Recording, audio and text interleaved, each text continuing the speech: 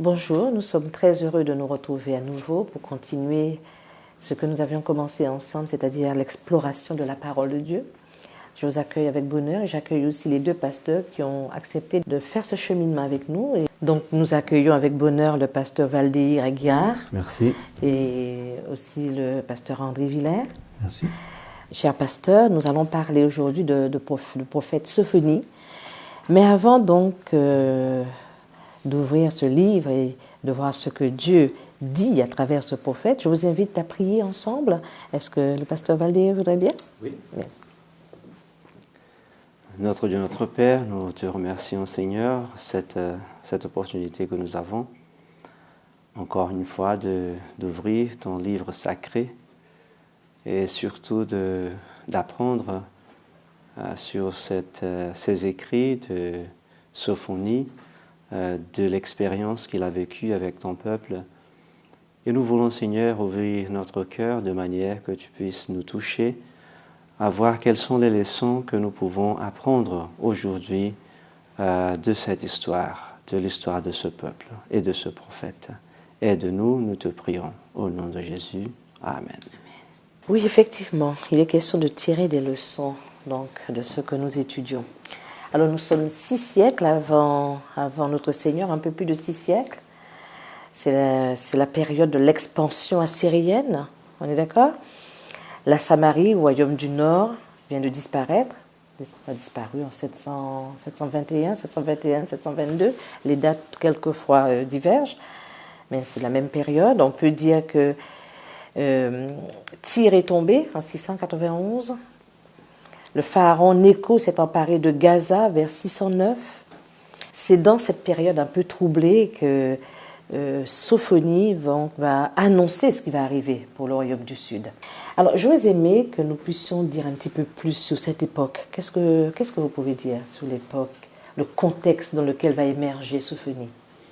Eh bien, comme tu l'as fait remarquer tout à l'heure, nous sommes dans une période troublée. Juda est un tout petit royaume, il ne faut pas l'oublier. Avec 2 tribus seulement. Avec 2 tribus, c'est pas plus grand que l'Alsace, c'est même plus petit que l'Alsace. Et puis, il y a le gros empire puissant égyptien qui est toujours là. Bon, il est en perte de vitesse, mais il apparaît toujours comme très puissant. Puis de l'autre côté, il y a la Syrie qui pousse, et puis la Babylone surtout qui monte.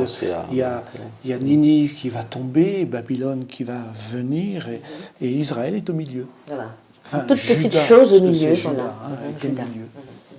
Alors effectivement, donc tu viens de parler, j'ai envie de dire, de tout ce qui est international en fait, autour de cette toute petite chose qui est le royaume de Juda, qui est là, avec 2 tribus.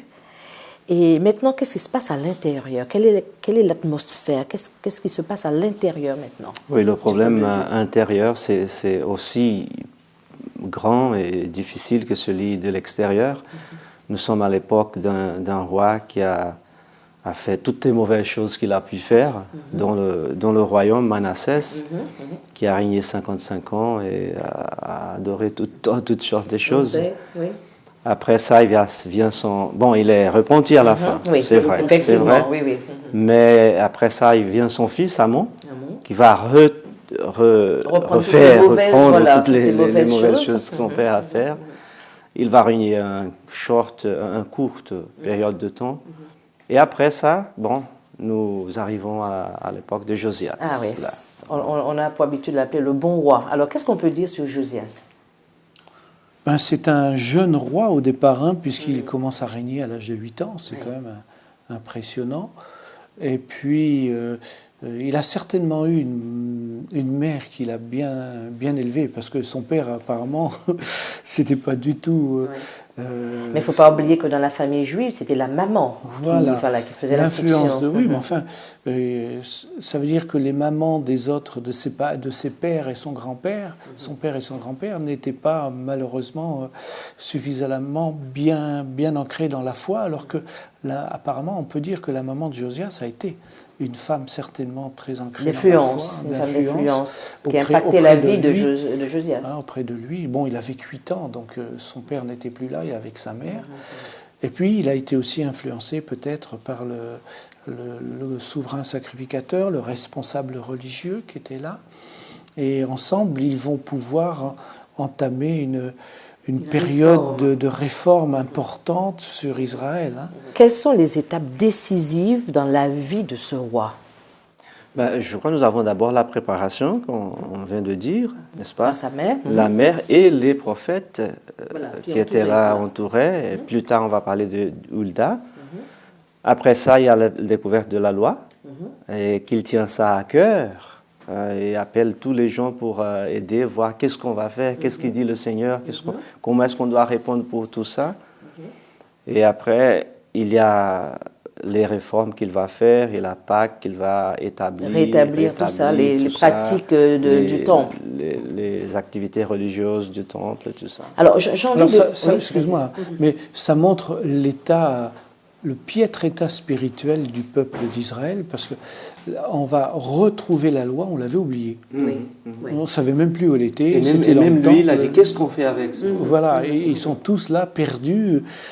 Ils ne savent plus ce qu'il faut faire. Donc on voit à quel point la décadence spirituelle de cette nation était vraiment tombée très, très, très bas. On a envie de dire qu'il y avait peut-être 3 phases décisives dans la vie de ce roi. On pourrait dire à 8 ans, tout petit, il va déjà commencer des réformes à l'âge de 8 ans. Il va se tourner vers Dieu. À l'âge de 12 ans, encore une autre étape, il commença donc des œuvres de purification au sein du royaume. Voilà toute cette idolâtrie. Et enfin, donc, à 18 ans, l'époque dont tu parlais, effectivement. Alors, est-ce qu'on peut voir quels sont les prophètes qui sont autour de lui? Alors, il y a Sophonie. Bien sûr, il y a Sophonie. Il y a aussi Nahum, il y a Hulda. Il y a Hulda qui était une prophétesse. Voilà, il y avait aussi Habakkuk à une certaine époque. Tout à fait. Donc, on peut dire que tous ces prophètes autour de ce jeune roi vont en quelque sorte préparer le terrain pour que son ministère soit quand même prospère. Tout à fait. Vous êtes je ne sais pas ce que vous en pensez. Alors bon, ils ne sont pas tous en même temps. En même temps, bien entendu. À des périodes différentes. Jérémie, c'est plus vers la fin, mais ils sont là. Maintenant, nous allons parler donc de celui qui nous intéresse aujourd'hui, qui est le prophète Sophonie. Qui est-il, Sophonie? Est-ce qu'on peut dire d'où il vient? Quelles sont les informations qu'on a sur lui? Alors, les quelques informations que la Bible nous donne, c'est qu'il est le fils de Cussi, on ne sait pas qui c'est. Fils de Guédalia, c'est pareil, on ne sait pas qui c'est. Fils d'Amaria, on sait encore moins qui c'est. Et puis, fils d'Ézéchias. Alors, on pense que ce fameux Ézéchias, ce serait le roi Ézéchias. Ce qui veut dire qu'il serait donc de souche royale, il serait un arrière-petit-fils du roi Ézéchias. C'est peut-être pour ça que Sophonie se permet de tenser vertement dans ses textes la royauté de son époque. D'accord. Et il y a aussi quelque chose, est-ce qu'on peut dire, que signifie son nom? J'ai trouvé ça assez... J'ai trouvé Dieu conserve. Je ne sais pas qu'est-ce que vous avez eu. Protégé par Jéhovah, caché par Jéhovah. D'accord. Ça montre que Dieu protège son peuple, qu'il est là. Ça peut montrer aussi que sa loi est restée cachée et protégée pour arriver au bon moment, puisque Josias va le trouver au bon moment. On peut interpréter de plusieurs façons. De toute façon, ça veut dire que de toute manière, Dieu est là et Dieu protège. Voilà. On a envie de dire que, d'après la lumière des choses que vous dites, on a envie de dire que Sophonie est plutôt quelqu'un avec un langage facile, qui connaît les rouages de la royauté, qui connaît bien le monde dans lequel il évolue, en tout cas ce monde, disons, supérieur dans lequel il évolue, et auquel il ne prend pas forcément plaisir, parce que Dieu va se servir de lui pour justement dire vertement les choses. Oui. Alors, le style de Sophonie est un style un peu... c'est pas vraiment du style littéraire. On pense plutôt que ce sont des discours qui ont été retranscrits, des discours qu'il a donnés à des moments précis qui ont été retranscrits, et on les a rassemblés et ça a donné le livre de Sophonie. Donc c'est plutôt du langage direct, c'est pas de la réflexion écrite, c'est de la prédication, quoi. En retournant à son nom, encore par rapport ce qu'on a dit avant, hein, Babylone, Ninive et Égypte. De toute façon, ce prophète se lève avec ce nom-là, le Seigneur protège. Le peuple a été gardé de tous ses ennemis jusqu'à ce temps-là. Et le prophète arrive maintenant avec ce nom et ce qui signifie pour dire, bon, je suis là, le Seigneur vous a gardé, vous a protégé, alors maintenant on va agir différemment. Oui, c'est effectivement tous ces pays internationaux là qui entourent Israël. Et qui sont puissants par rapport à cette qui entourent Juda, et qui sont très puissants, effectivement. Alors, je vous aimais, si vous voulez, que nous nous penchions un petit peu sur le texte de Sophonie. Et je voulais vous demander comment voyez-vous les 6 premiers versets. À partir du chapitre 1, la parole de l'Éternel fut adressée à Sophonie, fils de Cushi, fils de Guédalia, fils d'Amaria, fils d'Ézéchias, au temps de Josias, fils d'Amon, roi de Juda. Alors là, à partir de là, donc c'était sa généalogie. Et alors maintenant, à travers lui, Dieu va parler. Je détruirai tout sur la face de la terre, dit l'Éternel. Je détruirai les hommes et les bêtes, les oiseaux du ciel et les poissons de la mer, les objets de scandale et les méchants avec eux. J'exterminerai les hommes de la face de la terre, dit l'Éternel. J'étendrai ma main sur Juda et sur tous les habitants de Jérusalem. J'exterminerai de ce lieu les restes de Baal, le nom de ses ministres et des prêtres avec eux. Ceux qui se prosternent sur les toits devant l'armée des cieux, ceux qui se prosternent en jurant par l'Éternel, en jurant par le roi, ceux qui se sont détournés de l'Éternel et ceux qui ne cherchent pas l'Éternel, qui ne le consultent pas. Alors, quand j'ai lu ça, je me suis dit... Alors, vous avez peut-être trouvé ça un petit peu trivial. Je me suis dit, là, le Seigneur apparaît de façon tellement déterminée que c'est vrai qu'on a lu un petit peu partout dans la Bible où le Seigneur fait des reproches à son peuple. Mais là, c'est un langage très, très déterminé. Je détruirai tout sur la face de la terre. Ça rappelle les paroles de Dieu à Noé. Hein? Oui. Il va détruire toute l'humanité, sauf il va sauver. Voilà. On verra un peu le petit reste. Intéressant, il dit dans une manière générale tout, n'est-ce pas? Mais après, il revient au centre, à Jérusalem, et parler des choses qu'ils font au centre du peuple et que Dieu est contre. Et c'est la raison pour laquelle Dieu va agir ainsi. Oui. Donc effectivement, tu vois donc un mouvement concentrique, c'est-à-dire d'abord l'universalité, donc Dieu va détruire, et après, au fur et à mesure, on revient sur Jérusalem, qui est donc Juda. Oui, mais là, en tout cas, c'est ça. Il ne parle pas Ninive a fait ça, ou bien Babylone a fait ça, ou bien Égypte. Non, il prend le tout, et après, il revient à Jérusalem. Voilà. Regardez ce que vous faites là-dedans, au centre du peuple. Et puis, il y a peut-être une volonté de Dieu d'exprimer au peuple de l'époque que le monde va être détruit parce qu'il n'a pas accompli sa mission. Je vais détruire la terre et toi je vais te détruire aussi parce que tu ne fais pas ce que tu devrais faire. Tu es là pour prévenir le monde de mon amour et de mon pardon et d'une vie conforme à mes principes, et au lieu de cela tu es en train de suivre l'exemple de ces nations païennes, puisqu'il est question des Baals, qui sont à l'intérieur donc, de Jérusalem. Et il est même fait allusion au verset 5 dans la traduction qu'on a lue, on ne le voit pas, de Moloch. Oui. Dans d'autres traductions. Dans d'autres traductions, en jurant par le roi, le mot roi, Béler, Moloch, c'est pareil presque. Et donc, il est question de ces deux divinités horribles qui réclamaient des sacrifices humains et notamment des sacrifices d'enfants. Donc, à côté de ce Dieu d'amour et de ce Dieu qui est là, rempli de grâce et qui veut le salut de chacun, le peuple d'Israël, au lieu de cela, va se tourner vers des dieux horribles, mauvais, méchants. Et Dieu dit, à cause de vous, je vais être obligé de tout détruire. Comment peut-on interpréter cette première partie? J'ai l'impression que, est-ce que c'est un Dieu désespéré alors on pourrait l'interpréter de cette façon, Dieu est désespéré, donc il se résout à détruire tout pour recommencer après, ou alors, comment pourrait-on l'interpréter? Je ne pense pas que Dieu soit désespéré, Dieu a toujours l'espoir. Mais il s'exprime à la manière des hommes. pour nous Un faire langage comprendre ses bien sentiments. humain, bien humain, Voilà. Bien désespéré, humain. n'est-ce Oui, pas? oui, tout Parce à qu'il fait. il joue tout maintenant Oui. pour montrer au peuple, pour ouvrir les yeux de ce peuple qui n'a rien, ne voit pas. Oui. Qui n'arrivent pas à comprendre. On a l'impression que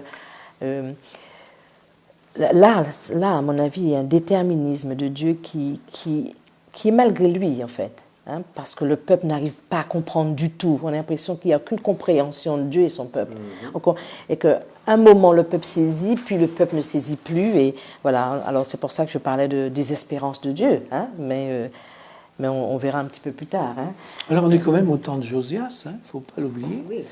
Et quelque part, Sophonie est en train de soutenir l'action du roi Josias, qui est en pleine réforme. Et il a peut-être en face de lui un peuple qui a du mal à suivre, qui rechigne un peu, parce que vous savez que quand on est habitué à une forme d'adoration, etc., de culte, on a du mal à changer. Et là, il est en train de taper fort en disant, voilà, l'Éternel, pour que le peuple réagisse.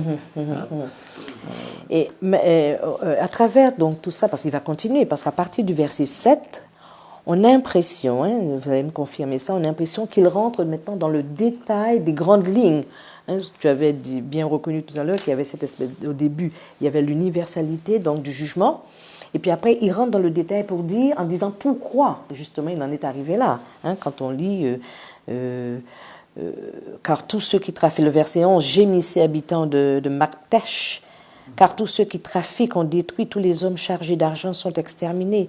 Il va rentrer dans le détail, après je châtierai les hommes qui se reposent sur leur lit, qui disent dans leur cœur l'Éternel ne fait ni bien ni mal. Donc de cette conception de Dieu, on a l'impression que Dieu veut montrer, voilà, je suis l'Éternel et qui peut décider de détruire tout si je le souhaite. Et c'est toujours la même chose. Du temps de Noé, c'était pareil. Quand Noé a donné ses avertissements, on a rigolé, on s'est moqué, et puis on a continué. Hein. Comme l'a dit Jésus, hein, les hommes continuaient à marier leurs enfants, etc. Ils continuaient de vivre dans le mal sans se préoccuper, en pensant que ça n'arriverait pas. Hein. Et résultat, c'est que c'est arrivé. Malheureusement, la réforme de Josias ne durera que le temps de ce roi. Et quand le roi va mourir, on va retourner rapidement aux anciennes habitudes. Et puis, le châtiment arrivera. Le langage, c'est intéressant, le verset 7. Hein. Silence devant le Seigneur, l'Éternel, oui. Car le Seigneur, le jour de l'Éternel est proche, car l'Éternel a préparé le sacrifice, il a choisi ses conviés. Comme s'il prépare un festin, oui. N'est-ce pas? Et là, c'est le silence devant ce que Dieu va faire, parce que maintenant, il va le faire. Il va le faire. Oui. C'était la coutume de l'époque, hein, quand on accomplissait un sacrifice, on invitait les gens pour participer. Hein. Donc, on est là, et j'aime bien ce mot « silence devant l'Éternel ». Ça veut dire, bon, maintenant, on se tait. Hein. Voilà. Oh. Dieu parle, on se tait. Maintenant, silence, les enfants, c'est moi qui parle, et j'ai des choses à vous dire, et vous pouvez penser ce que vous voulez, mais voilà, c'est comme ça. Vous avez eu vos jours, vous avez eu vos fêtes, votre temps, maintenant, c'est le Seigneur. Alors, il y a une chose intéressante, on retrouve cette idée-là, vous vous souvenez lorsque, je ne sais plus avec quel prophète on avait étudié, Dieu parlait et rugissait comme un lion. On a l'impression que c'est pareil ici. Hein, c'est exactement. Donc, l'homme se tait. C'est la puissance. Parce que Dieu, voilà, il arrive un moment où quand Dieu parle pour donner son jugement, l'humain ne peut faire qu'une chose, c'est se taire. De toute façon, la puissance de Dieu l'écrase. Voilà, absolument.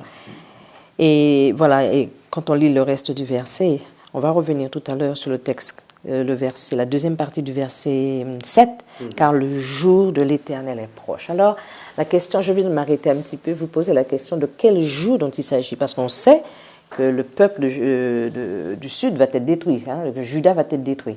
Hein. Alors, est-ce que c'est de ce jour dont il parlait, ou alors c'est un jour avec une perspective beaucoup plus loin dans le temps? Je crois que dans un premier temps, il parle à Juda, donc c'est Juda qui est directement concerné.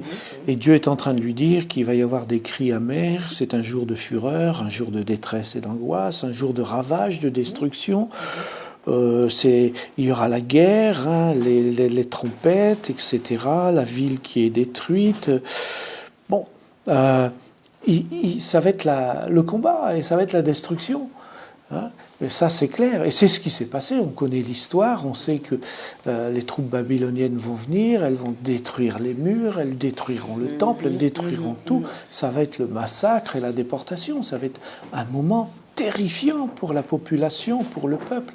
Il faut en être conscient. Et Dieu prévient parce qu'il ne voudrait pas que ça arrive. Mais malheureusement, il sait que ça va arriver. Alors, mais il y a quand même quelque chose au verset 17. Regardez le verset 17 que tu viens de lire tout à l'heure, le verset 15, où il dit que ce sera un jour de fureur, un jour d'angoisse. Le verset 17, et ça, c'est assez étonnant de la part de Dieu. « Je mettrai les hommes dans la détresse et ils marcheront comme des aveugles. » Vous vous rendez compte?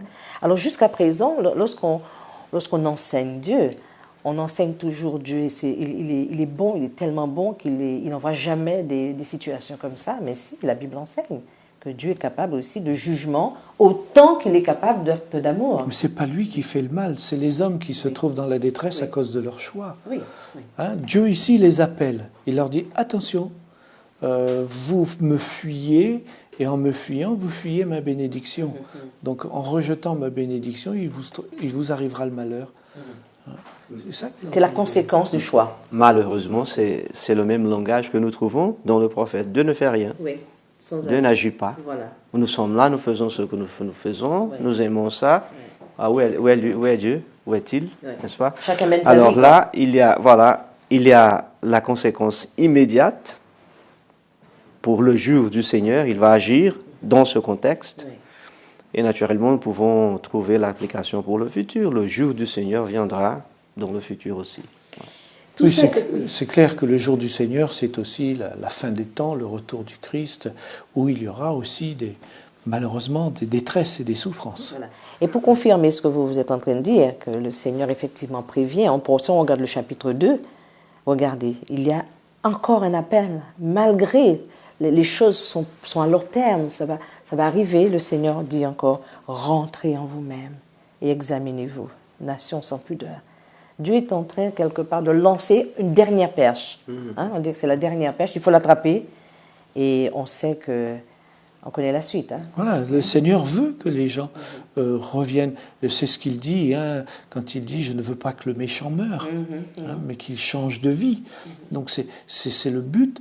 Et toutes ces paroles qui peuvent paraître très dures, c'est vrai qu'elles le sont, mais c'était pour un peu provoquer un choc, un électrochoc. Tout à fait, dans la conscience des uns et des autres. Voilà, dans la conscience de chacun, pour qu'on se dise, bon, ben maintenant c'est le moment de revenir en arrière et de nous retourner vers l'Éternel.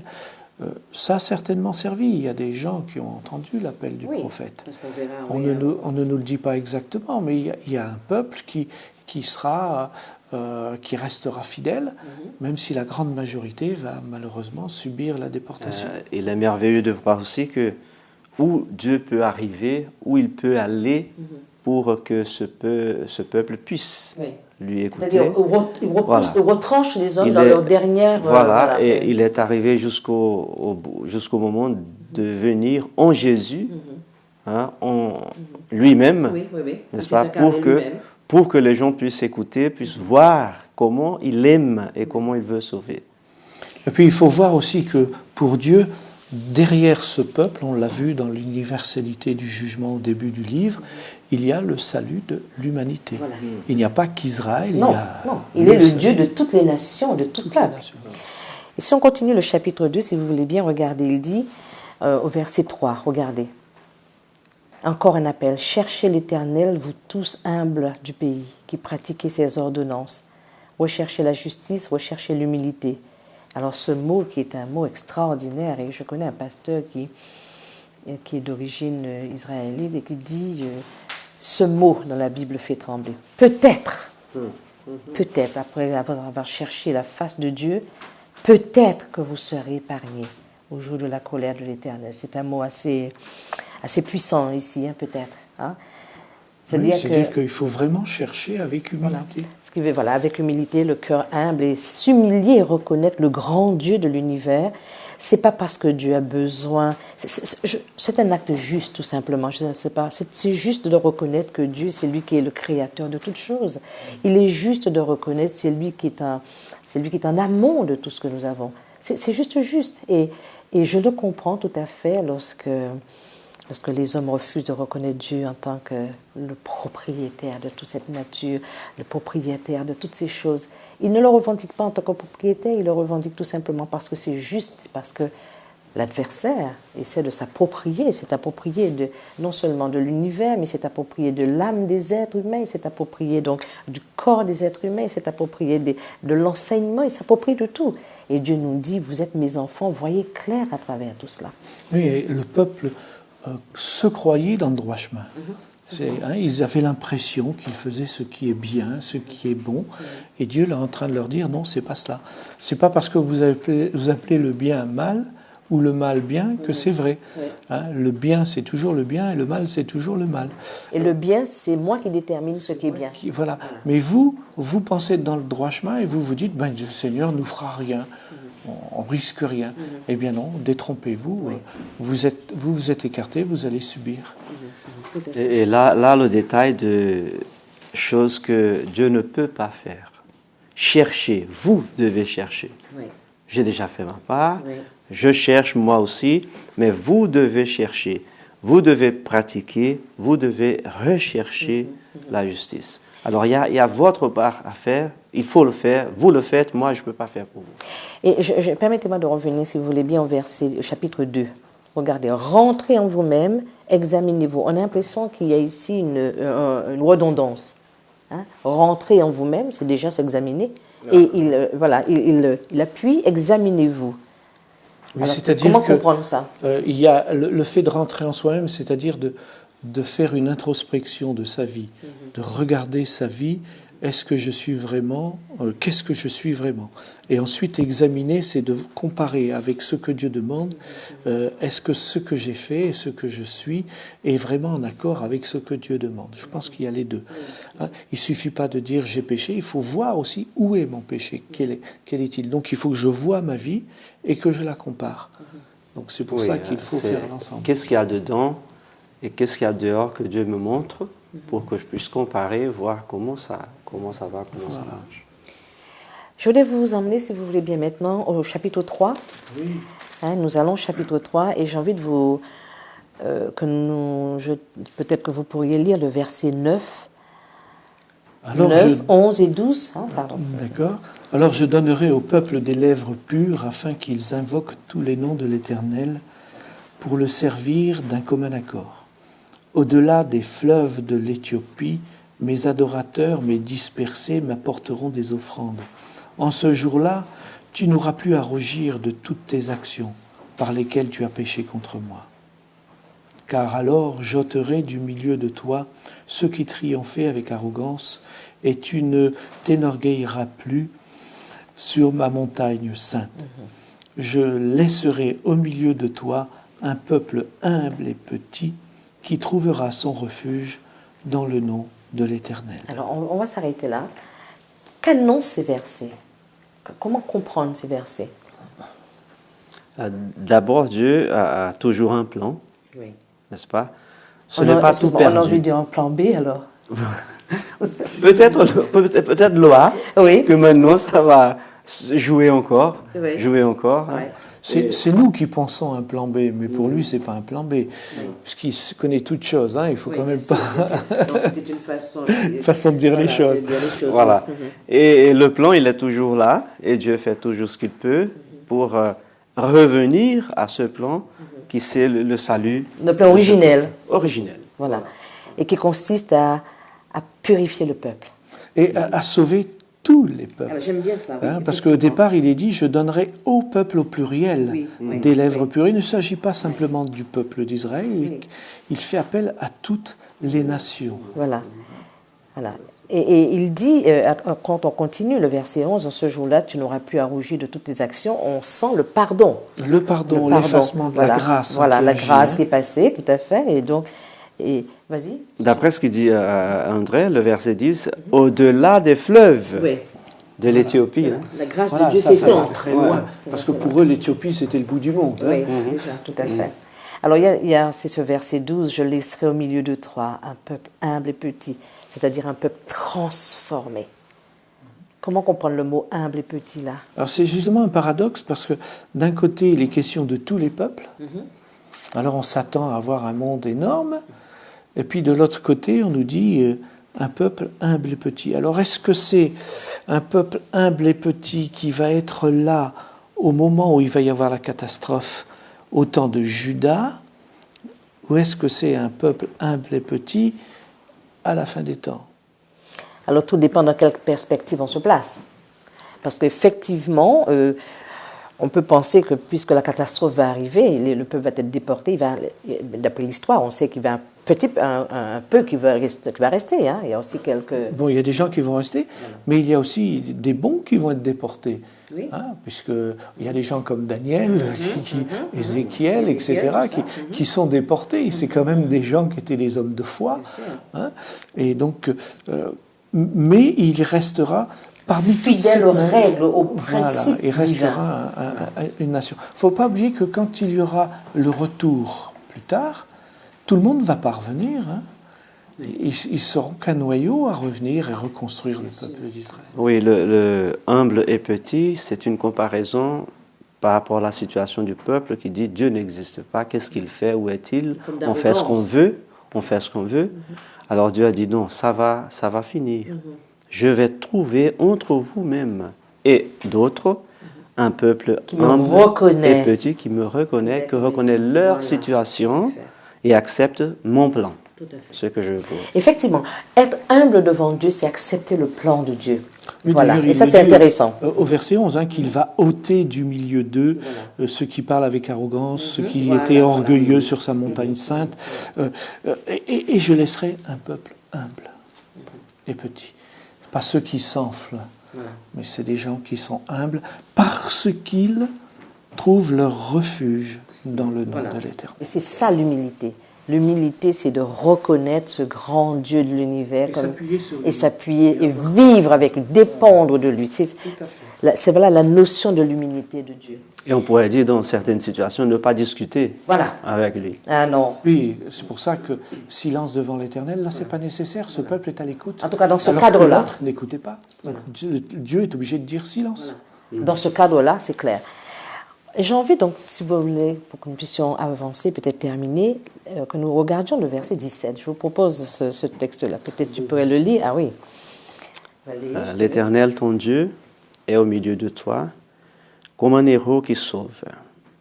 Il fera de toi sa plus grande joie. Il gardera le silence dans son amour. Il aura pour toi des transports d'allégresse. Il y a des choses intéressantes là. C'est très très beau. Oui. Comment comprendre ce verset 17 ? Déjà, le fait qu'il dit que l'Éternel est au milieu de toi, pour moi, ça résonne dans ma tête, hein, avec le Emmanuel qui est donné à Jésus, c'est Dieu parmi nous, Dieu avec moi, Dieu avec nous. Hein. Et là, ça résonne comme ça, surtout que c'est le héros qui sauve. J'aime beaucoup cette définition.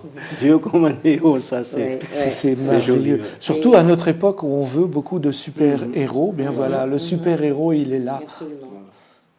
Alors on a aussi, c'est la plénitude du peuple maintenant, c'est-à-dire ce peuple que Dieu, dans lequel Dieu a enlevé un petit reste, qui va le reconnaître en tant que le grand Dieu créateur, qui s'est humilié dans ce sens-là. Alors on sent maintenant c'est la félicité qui s'installe. C'est la fête. Hein? C'est la fête. Voilà, il sera donc. Et puis transport voilà. C'est la finalité de la démarche de Dieu. La finalité de la démarche de Dieu est là. C'est qu'il veut vivre avec son peuple. Il est le héros de son peuple. Et en fait, l'ensemble va se terminer par un moment d'allégresse. Voilà le projet de Dieu. Et on retrouve ce même schéma jusque dans l'Apocalypse. Apocalypse 21, Dieu habitera parmi les siens. Voilà. J'aime bien il fera silence dans son amour. Il gardera le silence dans son amour. Dieu est tellement heureux de ce peuple qui marche avec lui, qu'il ne dit plus rien, il est ému. Oui, voilà. Hein, il regarde avec amour et émotion son peuple, il se réjouit, il n'est plus obligé de dire silence, c'est lui qui fait silence. C'est extraordinaire. Il écoute l'allégresse de son peuple. Voilà, aussi, encore une fois, la comparaison entre ce qu'il disait avant, ce qu'on a répété plusieurs fois, Dieu ne fait rien. Alors d'abord, il appelle le peuple regardez vous-même, recherchez. Et maintenant, c'est Dieu qui fait.